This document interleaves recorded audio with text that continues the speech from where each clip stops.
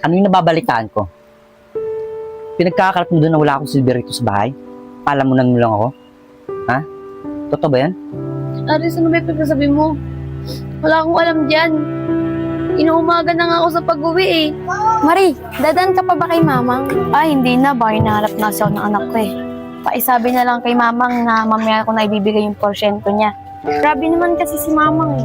Puro matatanda ang binibigay, wala man lang bata at pogi. Ganun talaga, Rimelen. Pag matanda, maraming pera. Pag bata, wala. Maraming ang pera, nakakapagod naman. Ay naku, Rimelen, ang tagal-tagal natin sa trabaho na to. Puro ka pa reklamo. Tara na nga. Pre, ano, kumusta ka na, pre?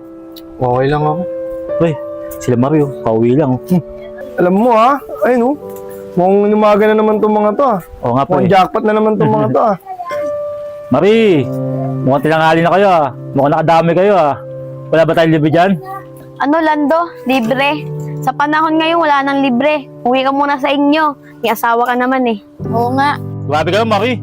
Saka-sakaling magkakapera kami, hindi namin kayo kukunin, di ba, pre? Oo pare, gusto ko yan, panlibre lang eh. Mga itsura niyang mga yan eh. Saka pangkapi ng taga pa, itsura nyo. Naku, kawawa mga customer nyo. Ang lalaki ng tiyan nyo. Nakikita nyo pa ba yan? Tara na nga, Rimelen. Oo nga, pre. Hindi ko na nakikita to eh. Siguro tama nga sila.